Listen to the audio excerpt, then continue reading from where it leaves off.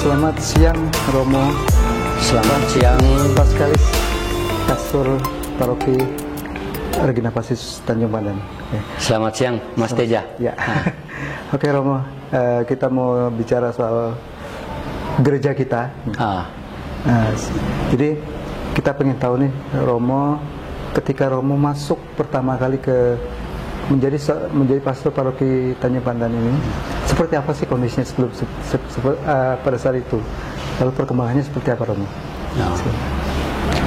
Iya, jadi saya masuk di sini itu saya tidak langsung menjadi pastor paroki, tetapi saya menjadi pastor pembantu itu kurang lebih 1,5 tahun. Waktu itu Romo Marco sebagai pastor paroki dan saya sebagai pembantu, membantu beliau untuk melayani umat yang ada di paroki kita ini. 1,5 tahun setelah itu baru beliau dipindahkan ke Ujung Beting, baru saya menjadi pastor paroki. Maka kalau dihitung sudah berapa lama saya di Belitung, ini 7 tahun lebih, mau menuju ke tahun ke-8. Dan dari 7 tahun lebih itu kurang lebih sekitar 4-5 tahun saya menjadi pastor paroki. Dari 7 tahun itu ya? Iya, betul. Menjadi pastor paroki. Dari pengamatan pastor sendiri, seperti apa perkembangan umat di sini, Romo? Kalau ditanya soal ini perkembangan umat, saya tidak bisa memberikan penilaian yang, karena kadang-kadang penilaian kan bisa salah juga Mas ya. Tapi saya bisa membuat sebuah benang merah dari seluruh pengamatan saya. Saya melihat bahwa sekarang itu umat sudah mulai sadar akan tanggung jawab dia dalam kehidupan menggereja. Jadi berdasarkan tanggung jawab itu, maka umat mulai sadar bahwa karunia-karunia yang dia miliki itu yang harus dia persembahkan untuk gereja. Jadi kalau kita omong tentang karunia, itu kita tidak omong tentang materi-materi yang diberikan kepada gereja, tetapi kemampuan-kemampuan dia, bakat-bakat dia, itu yang kita sebut dengan karunia.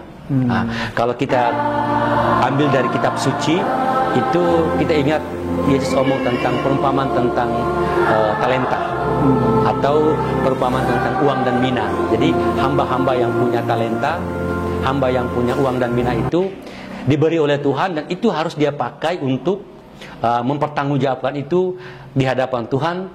Dalam hal ini di dalam gereja kita, saya melihat itu sudah mulai ada pertumbuhan untuk menuju ke arah sana.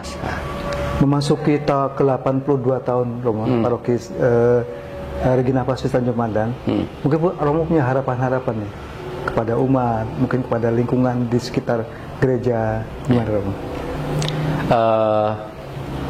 Harapan pasti yang pertama itu saya mengajak umat di paroki Regina Pacis, mulai dari Tanjung, Kampit, kemudian Gantung, Manggar, Jangkang.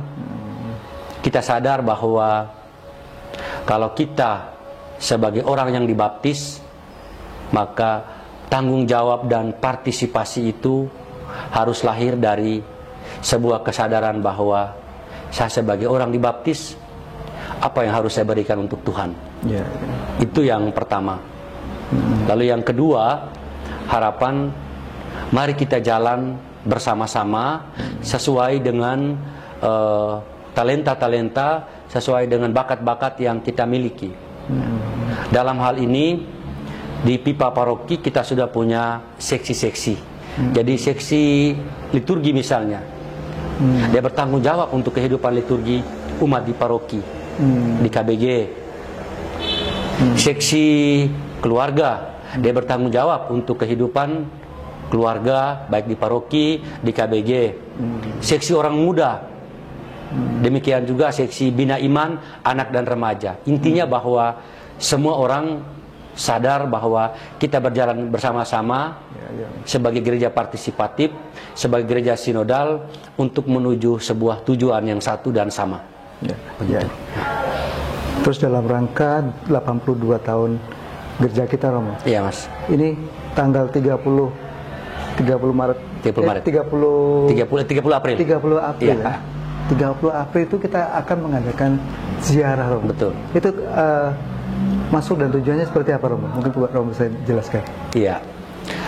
Yang pertama itu waktu kita misa pembukaan tahun syukur Keuskupan Pangkal Pinang yang ke-100 tanggal 27 Desember tahun 2022. Ya. Dalam surat gembala itu Bapak Uskup mengharapkan supaya paroki-paroki atau tempat lembaga hidup bakti atau stasi yang kiranya mempunyai tempat-tempat yang menjadi jejak-jejak sejarah iman harus memperhatikan hal itu. Itu yang pertama. Yang kedua, maka berangkat dari hal itu, harapan Bapak Uskup, maka saya berpikir untuk baik juga kalau kita sebagai seluruh umat itu kita harus pergi berziarah ke Manggar di Samak. Karena bagi saya cikal bakal gereja sebagai sebuah bangunan sebelum dia berada di Tanjung itu dia berdiri di Samak itu. Nah, sebenarnya ini lebih pada napak tilas, ya, lebih pada ziarah. Dengan ada di tempat itu, kemudian kita mulai merenungkan dalam refleksi pribadi ataupun dalam doa-doa, mungkin kita ingat bersama bahwa di tempat inilah jejak iman itu pertama dia lahir. Nah, sehingga dengan itu kita dikuatkan kembali untuk terus melangkah. Nah, lalu saya lihat rutenya kan kita mulai di Samak. Kita misa di sana, doa di sana, kemudian kita ke gereja Santo Yosef Manggar yang ada di Lipat Kajang, yang sekarang menjadi gereja Santo Yosef untuk umat stasi Manggar.